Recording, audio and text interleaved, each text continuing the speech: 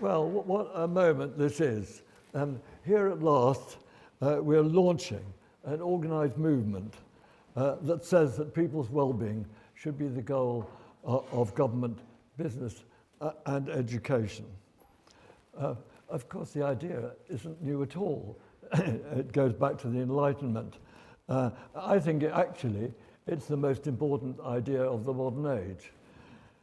But here, for the first time, I think, we have a proper movement organised to push from the top down on the leaders of government, business and education to make well-being their goal, and also, of course, to show them how it can be increased.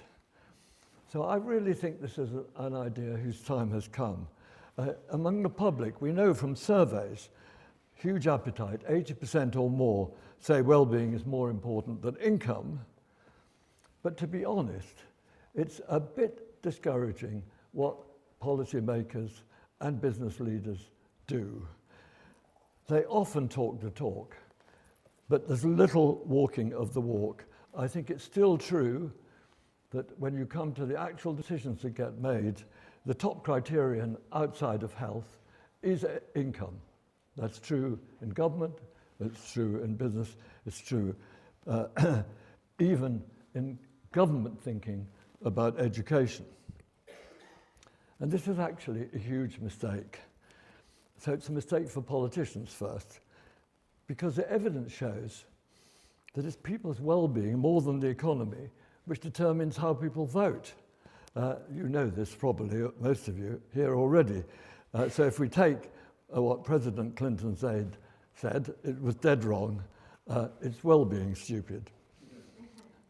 Similarly for businessmen, as has of course been said already many times, worker well-being is a key factor influencing the success of any business.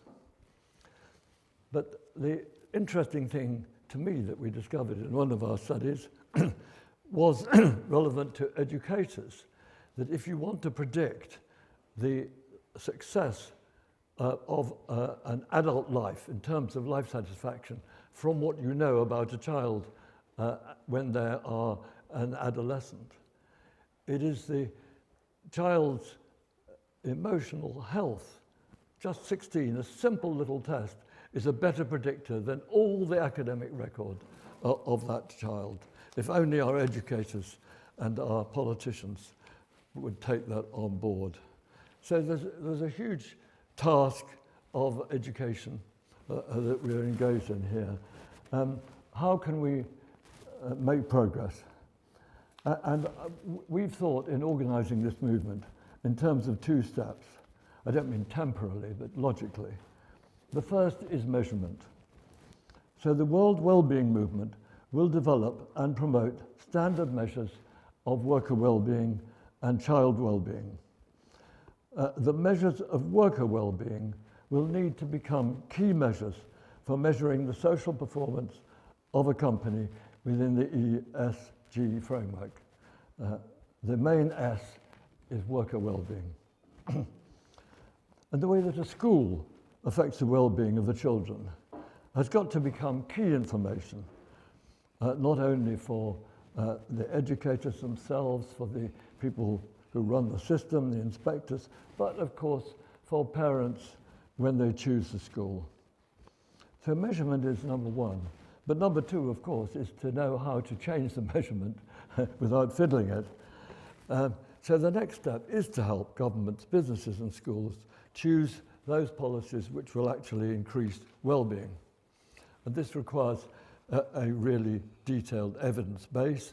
The World Wellbeing Movement will channel out existing evidence. It's not a research organization. It will channel out the evidence that's available through a stream of briefings, proactive briefings, reactive briefings if something stupid is being said in public, but a stream of briefings to the public, as well, of course, as consultancy to its member firms about how to improve well-being in the company. So just a little bit of history might be of interest. How did this movement come to happen? It originated from a meeting between myself and Marco. This is a Zoom meeting. Marco, I thought he was steering a yacht. It looked rather good, what he was doing. He said it was a rather small boat. But it was a very intense meeting, and it was a real meeting of minds. So I had been passionate for many years about how to push governments to make well-being their goal. Marco had been equally passionate about how to have the same impact on business leaders. And we knew that this could only work on the basis of evidence, and that there had to be a secretariat, a strong secretariat, that would push out the evidence relentlessly. The obvious centre for this secretariat was precisely here, or about 500 yards away. And Jan and his centre were part of the planning of this from the beginning. We also knew that we needed, of course, strong business backing, both companies that would walk the talk, and also, of course, who would finance the operation. So Sophia, does everyone know Sophia? Oh, there you are. Sophia and Jan did an incredible amount of work. I mean, this has been nearly 2 years in the making, to create a legal organisation to recruit our founding member organisations and companies. Really an astonishing achievement to have made this happen. And of course, we're absolutely thrilled to have got this incredible scale of support. So I just want to tell you who are the founding members of this organisation. I think it's pretty impressive. HSBC, Cisco, S&P Global, Victor Pinchuk Foundation, Indeed, that we've heard a lot about, BT, Unilever Walls, Fondazione CRT, MediaCom, the Energy and Resources Institute, 4-Day Week Global, McKinsey Health Institute, the Wellbeing Research Centre here, of course, and the SNAM Foundation. So thank you so much to all the founding members, and especially to Jan and Sophia for making this happen. I want to...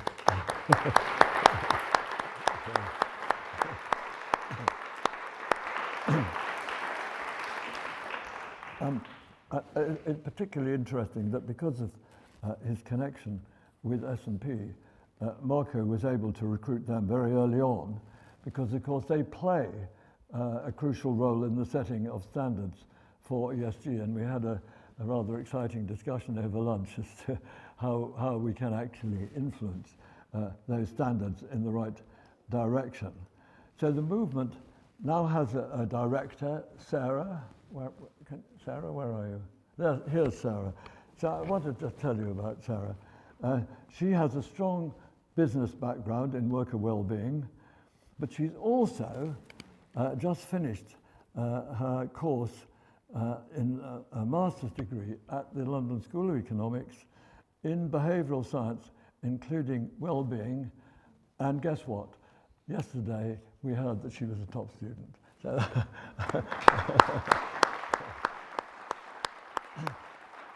so we're in good hands. We're off to a good start.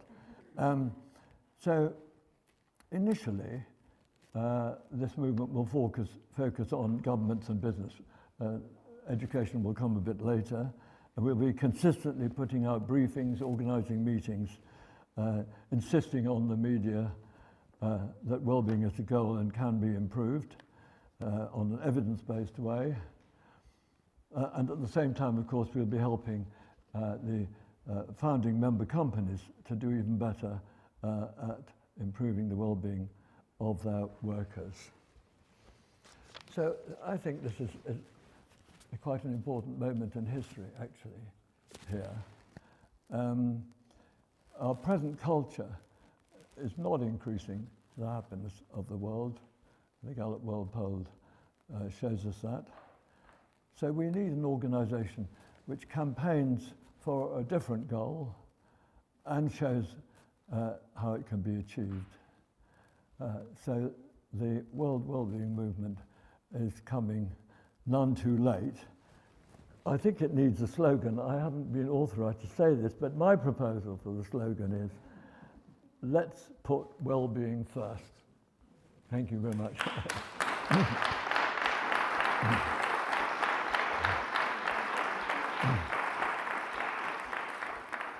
Now, I'm delighted to introduce Marco Alverà.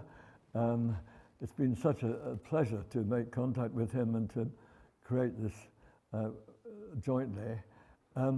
Marco, when we started, was the chief executive of the Italian gas company Snam, which also Sophia works for the Snam Foundation. A few weeks ago, he decided to leave Snam and become a the leader of a renewable energy venture, which we wish him all luck in. And Marco, I'd really like to ask you to come and say what we're doing, and it's lovely to have you here. Thank you.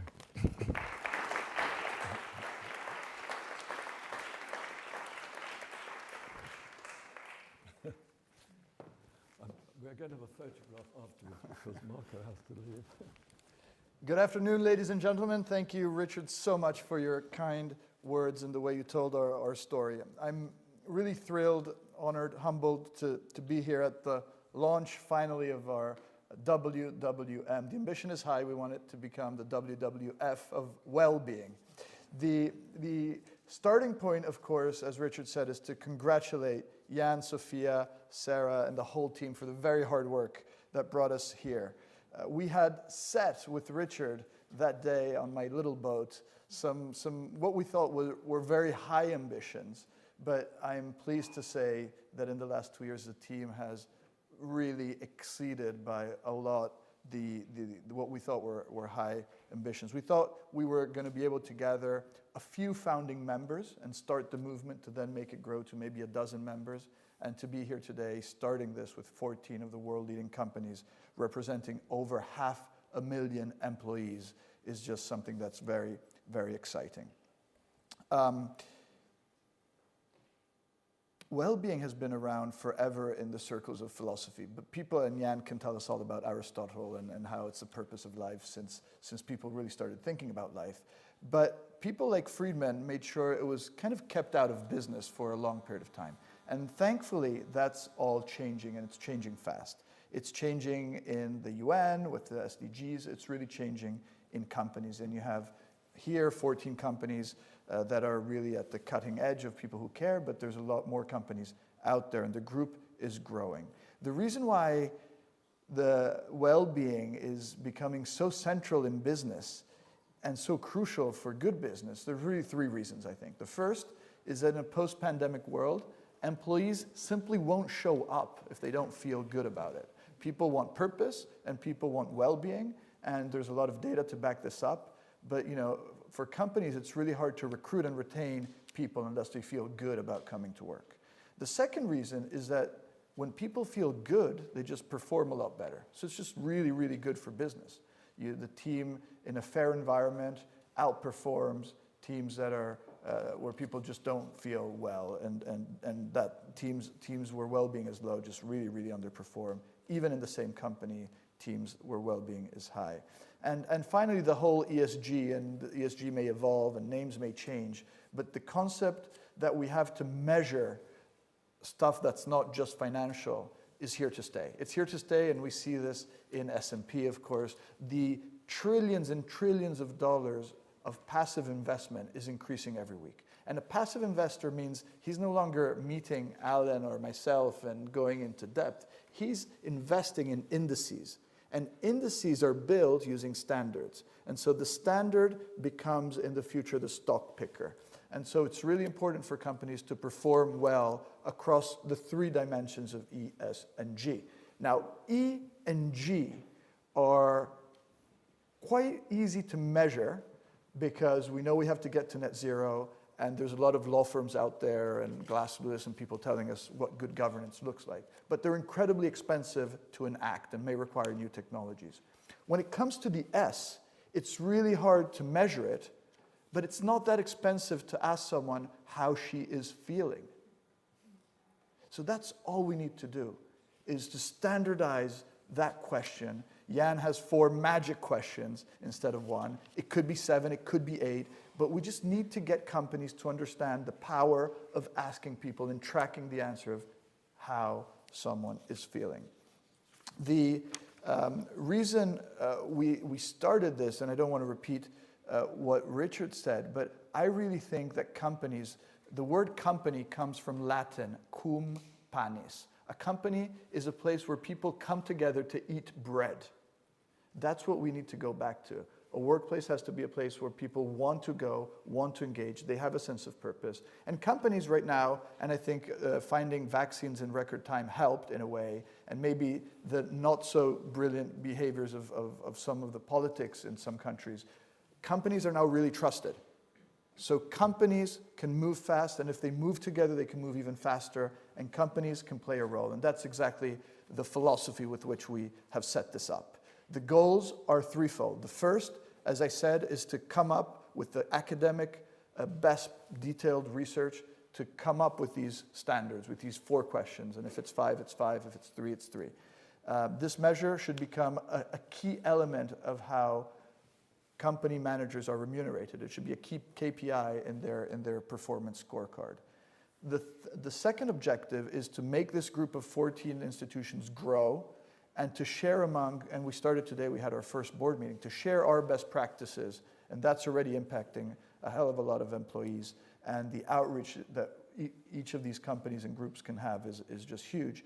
And the third, as Richard alluded to, is to bring this and export this back to civil society.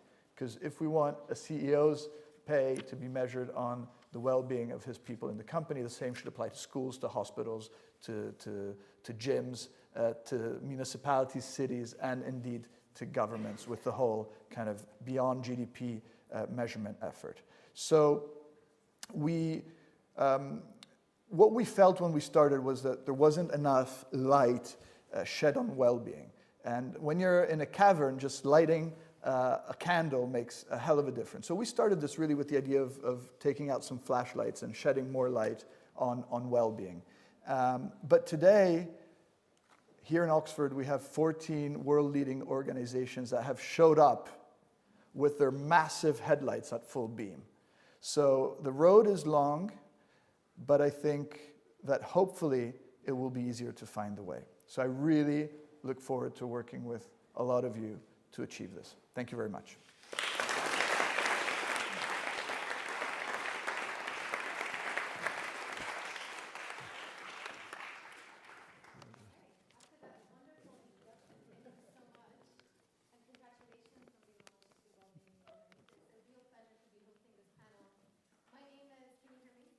Yes.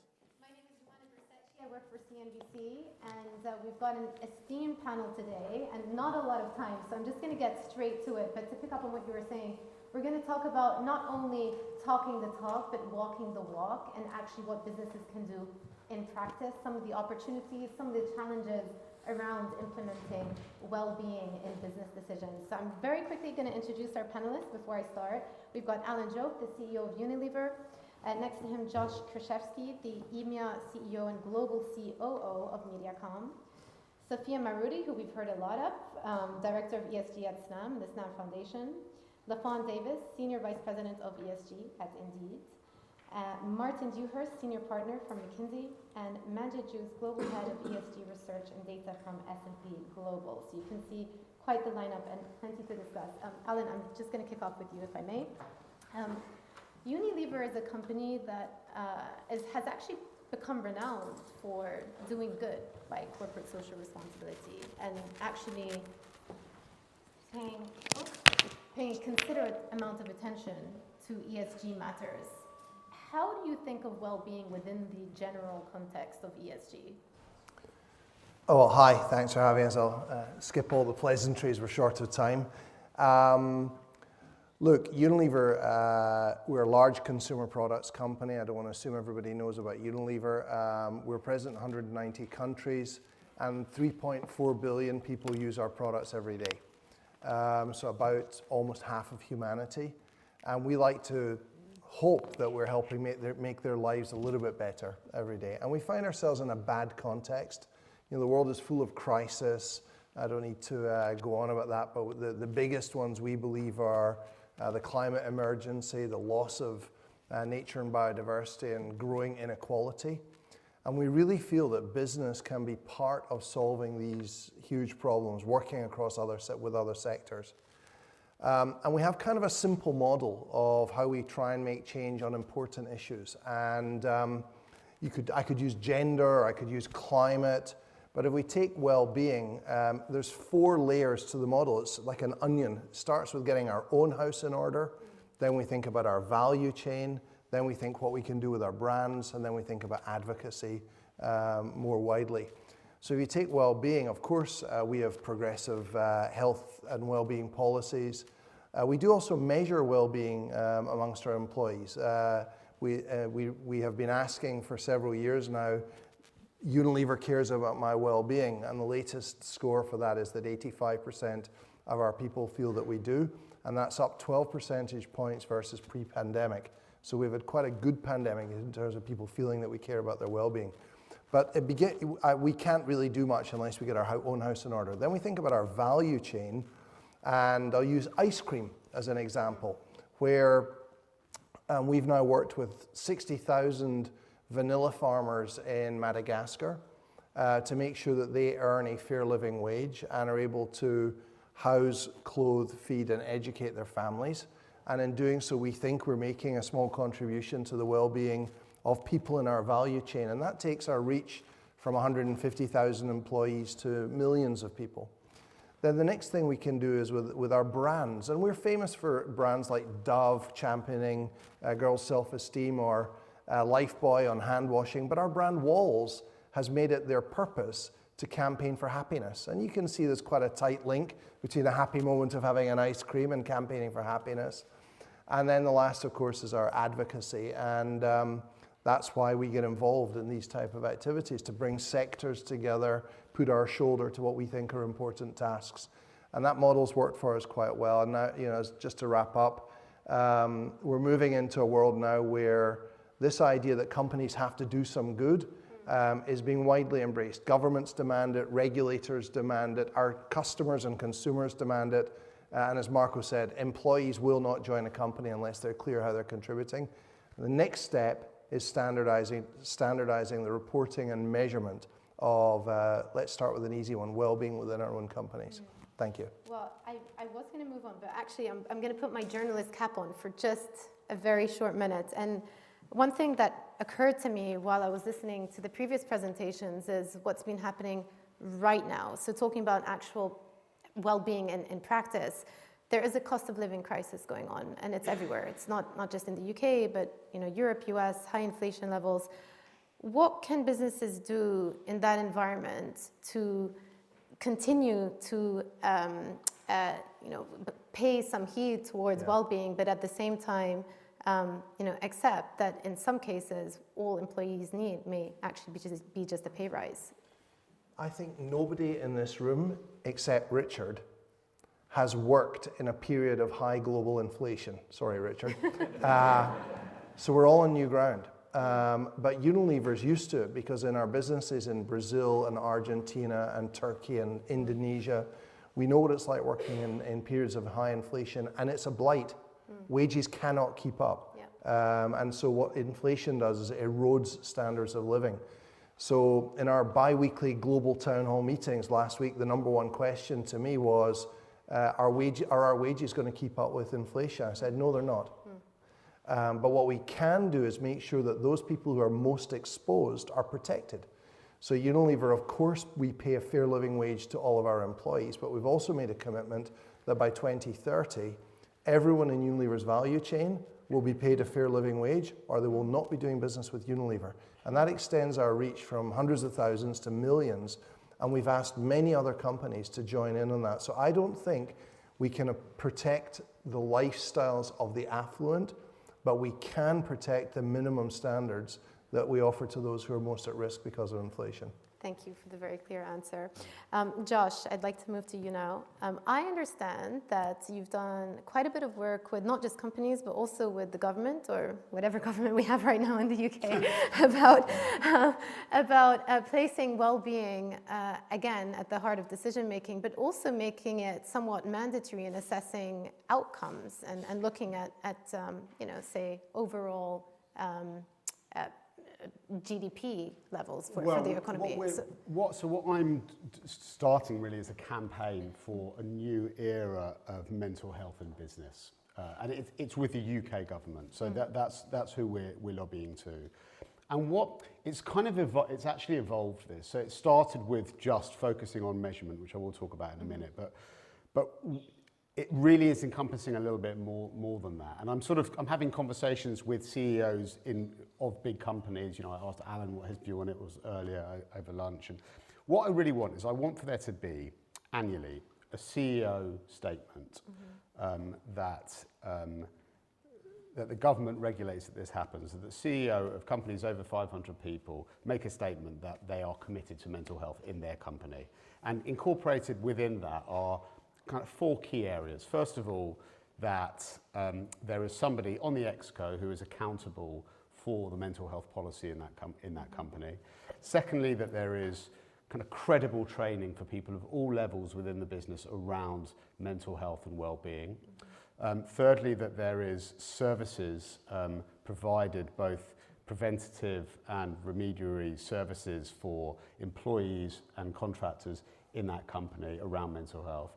And fourth, to your point about outcomes, actual risk assessment and management around kind of doing pulse surveys throughout the year that are standardized and anonymized for people to give, to actually give information about their mental health. And Marco talked earlier about Jan's 4 questions. And I think the things that Jan thinks about or talks about, sorry to put words in your mouth here, about kind of sentiment outputs. So how stressful is your work for you? How do you have a sense of purpose at work?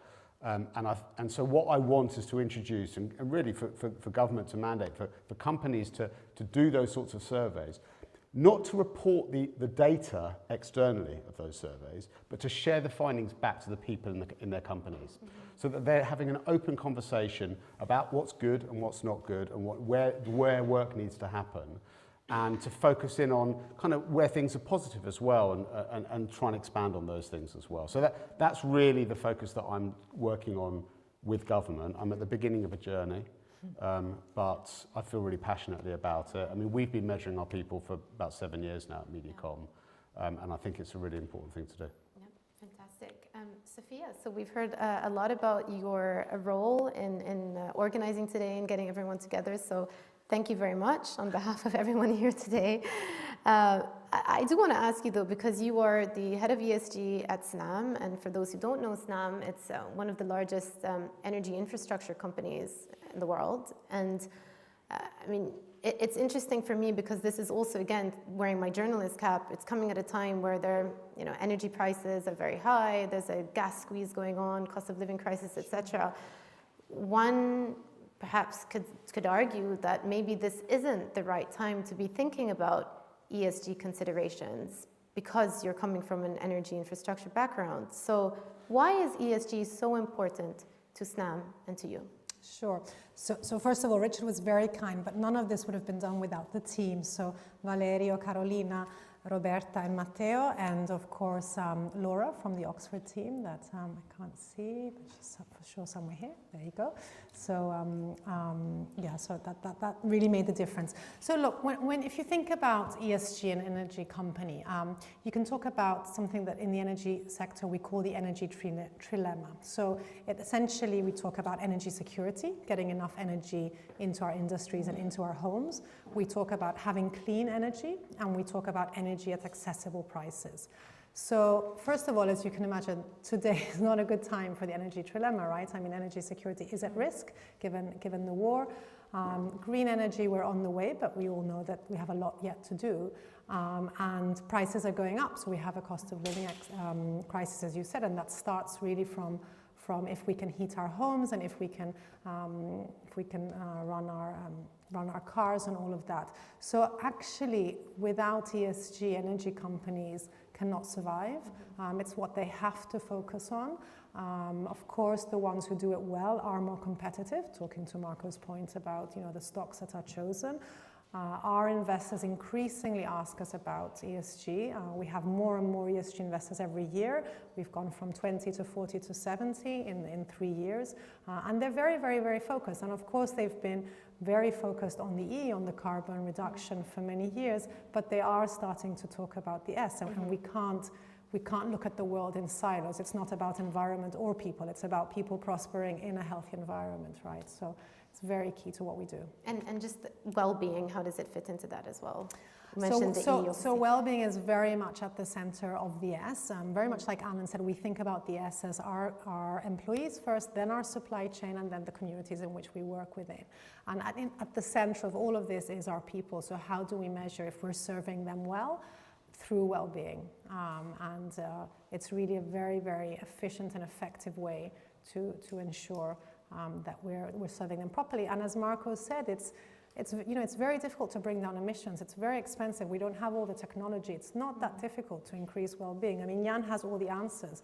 The WWM will come out with the playbook. So, all the companies should adopt the WWM playbook that Zhero will put together. It's really not that difficult, and it's not expensive either. So it's an easy one. Lafon, putting the same question to you. Why is well-being, you think, at the heart of the S in ESG, and how would you go about defining it if you had to do so yourself? So for Indeed, our S actually stands for society. Before we started the efforts for ESG, we wanted to see kind of what other companies were doing and how they were defining social, because as all of my colleagues have said, and everyone at the conference, the E is pretty well defined.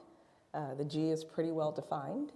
It's the S that's a little bit murky. So lots of companies do it very differently. So for us, we wanted to make sure that we weren't focusing within just to make ourselves a better company, that we wanted to impact the world. And so part of our goals are to help 30 million job seekers facing barriers get hired, barriers to entry into the job market, the bias that they may face. We also want to cut the time it takes to search for a job by 50%, because what we know from OECD data is that 40% of households will slip under the poverty line if they forego income for 3 months. And so if we can cut that time in half before they get income, then we're keeping people out of poverty. And the last one that we have is to make sure we're establishing a standard for work happiness. So not only our mission is we help people get jobs, so not only do we want to help people get jobs, but for them to be happy when they get there. And so for us, employee happiness and well-being is core to how we're defining the S. And we would like other companies to do the same. The future of work conversation cannot happen without employee well-being being at the center of that. And so that's why we joined the World Wellbeing Movement, because we want to make sure that we're part of the conversation with these great companies, that we can push this globally and actually make transformative impact for society. Martin, Marco talked about the Milton Friedman-esque philosophy of maximizing profits and how we've actually come a long way since then. In your view, why do you think businesses and companies have started changing the way they think about their businesses and are really paying a lot more respect to ESG considerations? Is it because there has been external pressure, or is there just a general understanding that in order to be a successful company in the long run, you also have to do well by your community and well by the environment?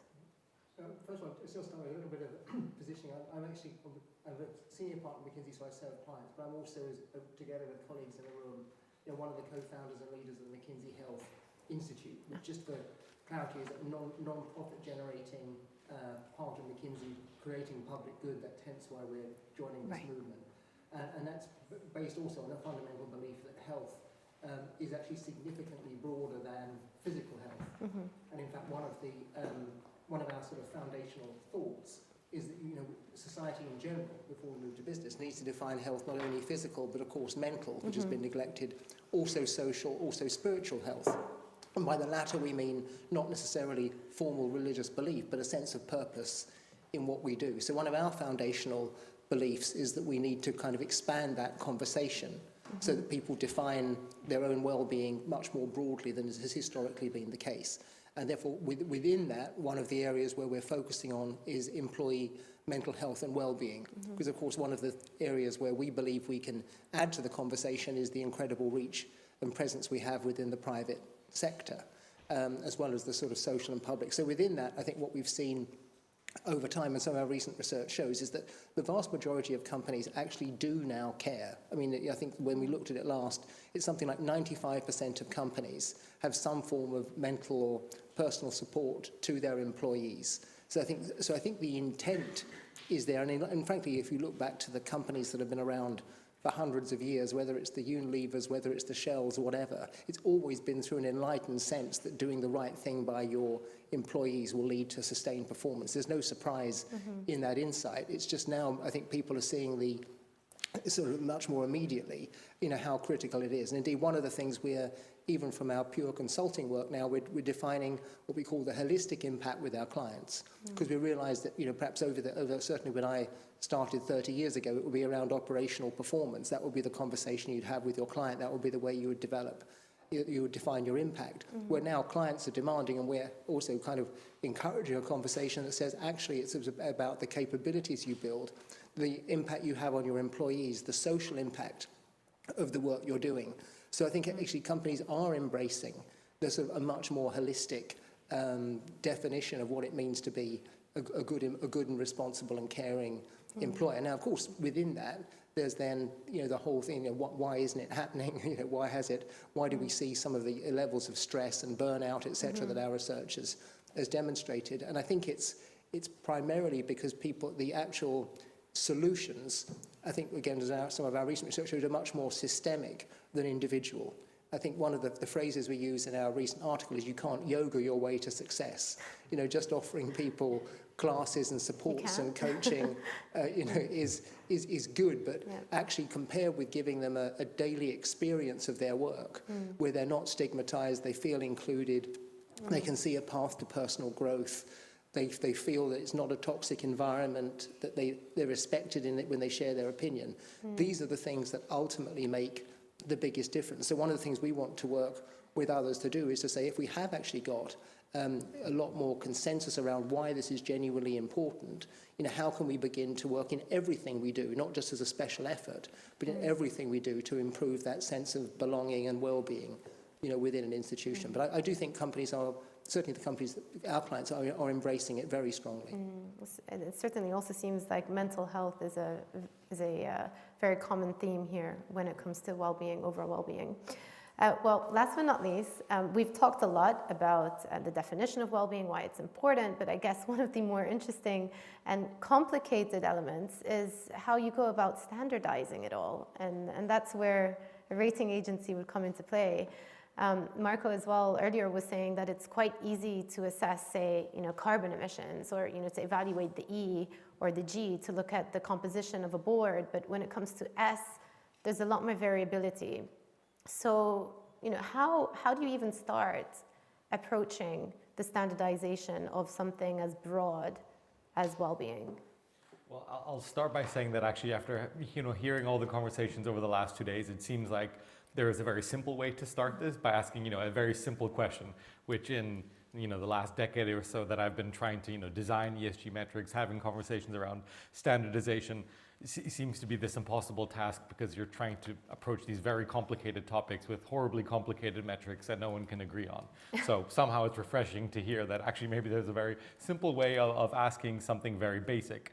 I think if you look at ESG reporting and how it's evolved today, companies have spent an incredible amount of resources scrambling to get the right metrics, and Alan will know this and others will know this, each year to satisfy this kind of growing need for more data, more information. And at the same time, metrics have been kind of going all over the place. There isn't enough standardization. So certainly having something that is simple people can agree on, and it's easy to actually implement and then act on. I think that's key here, because on the S side of things, at least, we've always faced a lot of resistance. To give a very concrete example, we introduced new metrics around diversity and minority groups last year in this annual survey that we do that feeds into our ESG scores. And the immediate reaction by companies in certain countries, well, no, we can't even touch this because regulation says we're not allowed to ask these questions. Well, there are ways of getting that information. There are ways of having the conversation, and somehow hiding behind the fact that these are things that by law we're not allowed to ask. They're sensitive, makes it very difficult. And I think that for a lot of these S metrics has made it difficult on a global scale for very large companies to try to tackle these things. And it's easier just to say, well, we'll not measure it at all, than actually trying to start somewhere. So that's been, I think, the experience with the S metrics, not because they're difficult to measure, but because it's about culture, it's about feelings, it's very sensitive to some way. So essentially you're going to ask, it would be the same set of questions to all companies worldwide to ensure there's an industry standard. I think you almost have to, because because it is well-being, which is inherently more subjective than your race or your ethnicity, which can be sensitive in certain countries. I think that's important. And just to finish, I mean, what Alan said before, I think is so important. If you think about, our companies, or here in Europe or in the US, and your immediate workforce, that's one thing. But if you think about your value chains as a company and your employees in different parts of the world, we're struggling with things like, do companies measure a living wage? And Unilever is one of those few companies that is actually doing this. 4% of the 12,000 companies we assess have some public statement mentioning a living or fair wage. 4%, that's not very big. And an additional 5% of companies tell us internally they haven't put it on their website yet, but they tell us we're working on it. And of those, a very small percentage actually have a methodology to measure this. So, until you've kind of sorted that question out, like, are you paying people fairly everywhere in the world and in your value chains, kind of measuring well-being is also kind of difficult. So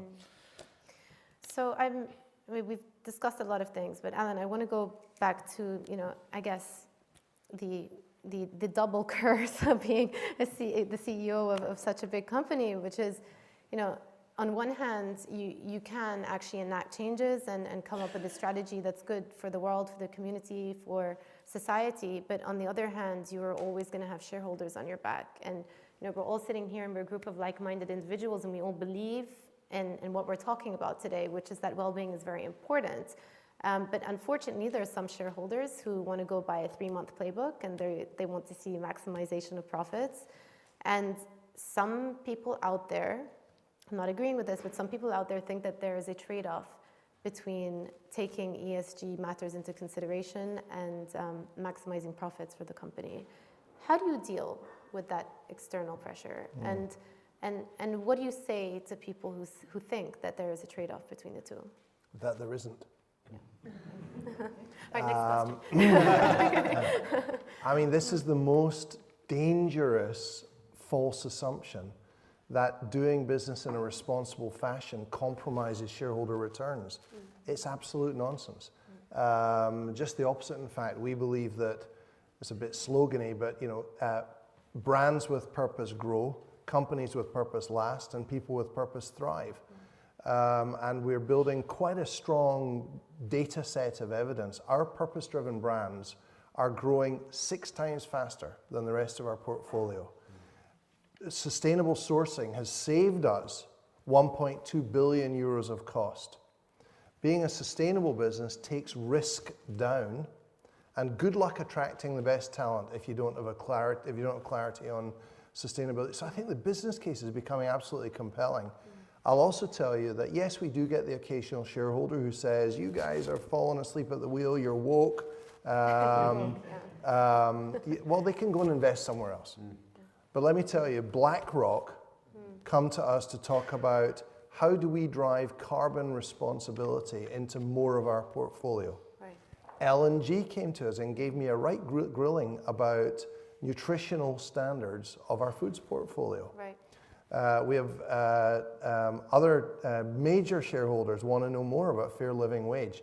So the normal conversation that I have with shareholders is go further, we have an activist just joined our board. Nelson Peltz from Tryon, one of these feared activists. Yeah. When I first met with him, he said, and one of our suspicions that you could do a better job is that you're not going as fast as you could on your ESG commitments. How about that? Yeah.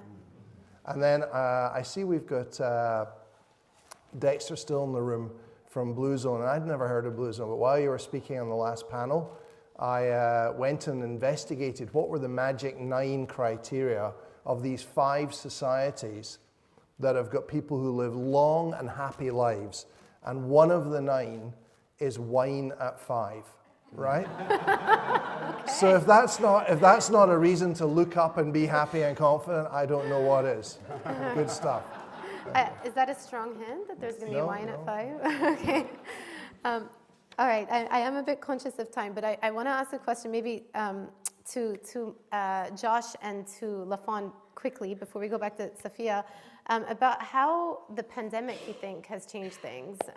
Josh, for you, there is a room of thought out there that says the pandemic obviously was very challenging in many respects, but also extremely challenging when it comes to things like mental health. Do you think it has pushed forward the ESG agenda or set it back?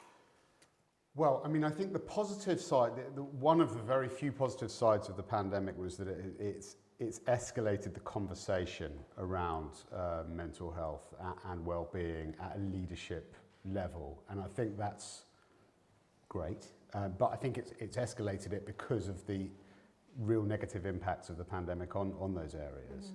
Mm-hmm. My worry, and really at the heart of why I'm doing the campaign that I was talking about before, is that not enough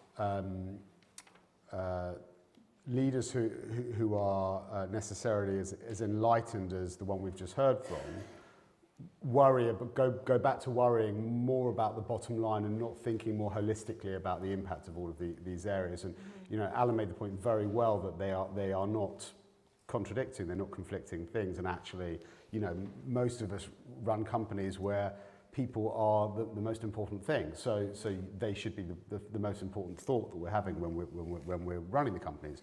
But that's my concern, and that's why I think it's really important to focus in on it and to keep that momentum going. Well, Lafon, I guess let me just twist the question a little bit, because we haven't really touched on this, but also pandemic shows that the hardest hit population from the pandemic were lower income and also women of childbearing age. Mm-hmm. So how is that factored into how you're thinking about well-being? Yeah, so I think what we learned from the data that we collected and the great study that George and Jan ran was kind of pre-pandemic and then pandemic, and I don't think we're quite post yet, but we will be able to measure that as we started to collect data actually towards the end of 2019. And we did start to see those differences. One, people are looking for that sense of belonging. People are looking to, yes, get paid fairly, but also they want to have trust and belonging and flexibility and all these other things in the workforce. They're demanding this change of companies, and you've all heard of the Great Resignation, the Great Realization, the Great Reevaluation. There's all of these great times, and specifically for women and minorities who were hit hardest during COVID, and essential workers and things like that. What we're finding is the need is different. Wanting to have a sense of well-being, a sense of happiness in the workplace doesn't go away because you're lower income.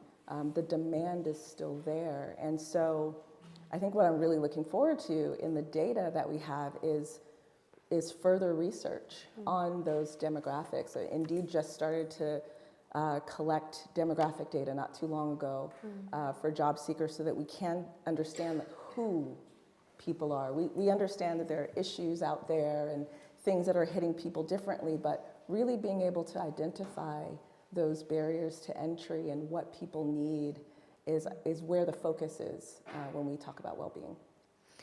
Sophia, I want to ask you what you think the biggest challenges to the launch and the adoption of something like the Wellbeing Movement?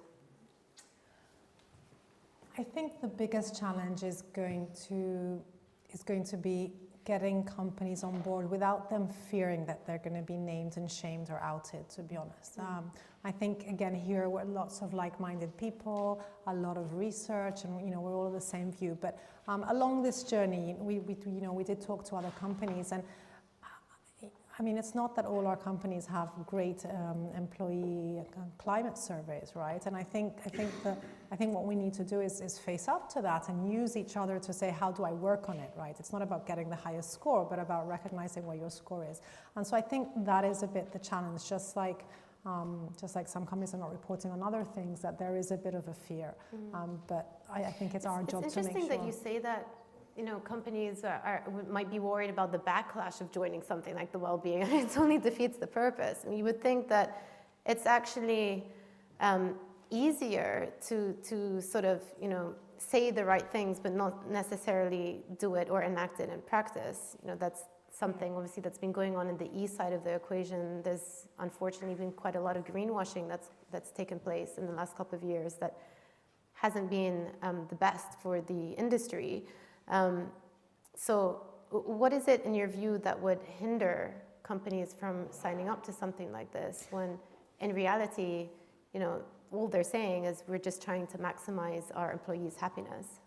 Yeah, no, I think it's just adding that reporting standard, so to speak, right? Just like they're not reporting on other things that Manjit mentioned, for example. So, but I do think that it's totally surmountable. It's about us as a group of people.